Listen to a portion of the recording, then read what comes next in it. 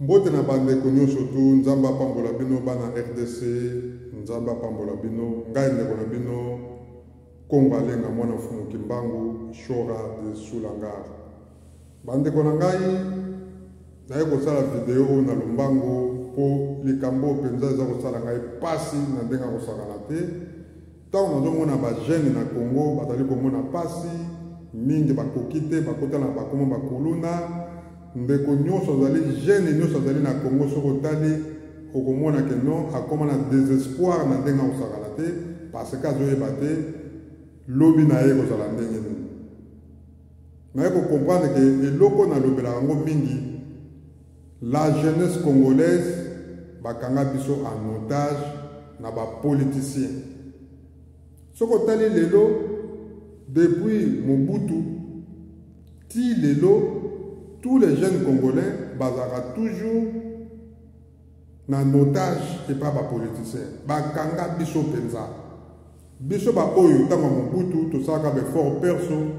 lelo to sala makasi to comme en Europe. Mais en solo bande kolanga bota la génération ya tama Mobutu. Bota la mingi to bima lelo to dans la poto. To yaga awa to yaga ba classe T.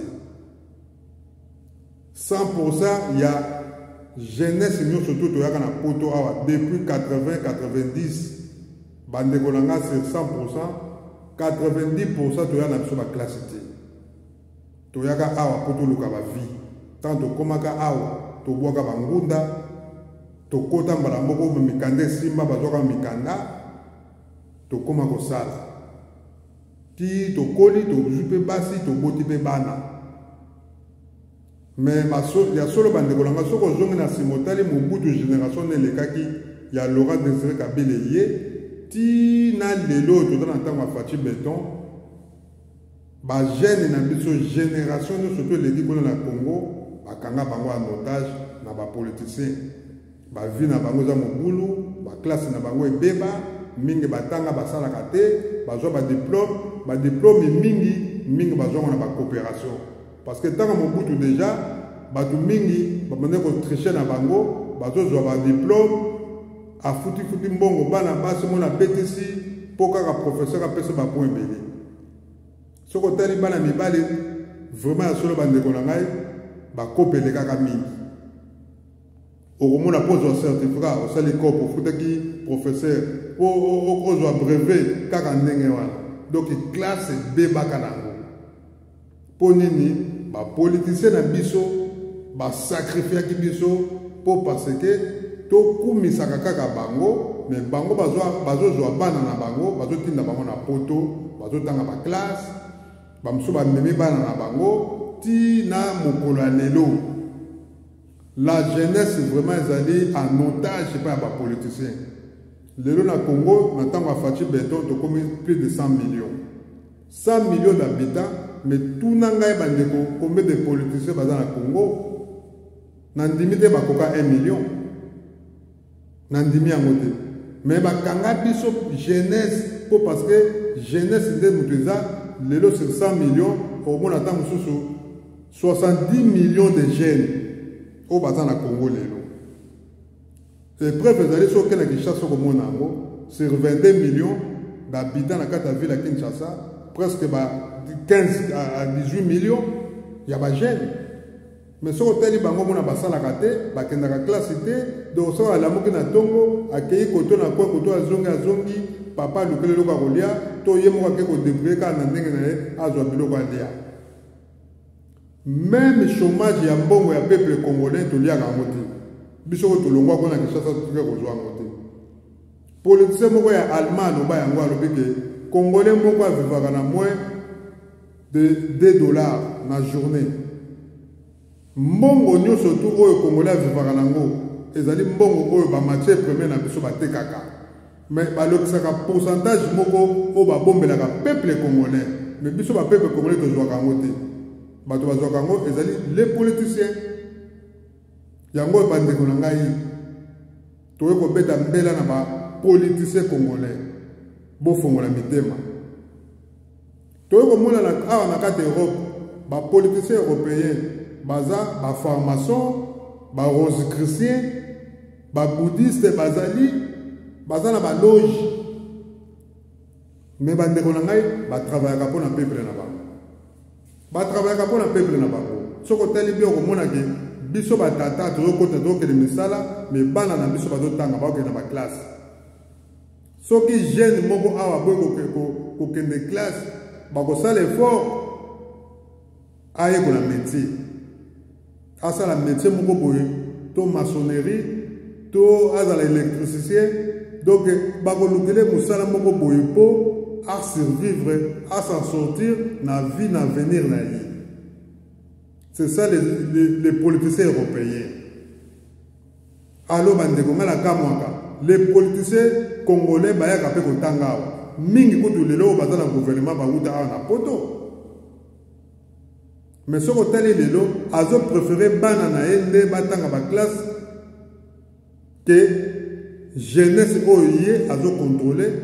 pe ba kolomboka ba autonome ba koloma belé. Donc ba sacrifier biso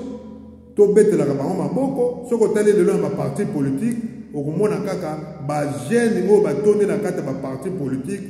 bangwana kaka o ba tomona ka ba tonda ke belé ba kenda ka pela ba musicien ba kenda ka pela l'église. Donc bande ko langai les politiciens congolais bango wana kaka ba do travailler na ba pasteur na ba musicien mais jeunesse nyon surtout ezoleka na kokufa parce que 18 ans Joseph Kabila jeunesse ezaki délaissé toye na Fati Beton lelo kutaza kobunda te gratuité ya scolaire mais bandeko langa ezosimba kaka te parce que pays na biso za monene ezali kosenga chaque politicien na poste oyo batie ye a travailler malamu au lieu que boyiba ba millions de millions boya kobombaka na ba Dubaï na ba Qatar na ba Panama na ba Hong Kong na ba pays belo bokomi kokende kuna ba Chine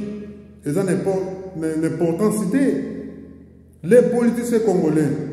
tozosenga bino pardon boza ba formation boza ba loge bo travailler lokola mindele bo lakisa biso ya solo mbongo wana bozosala ko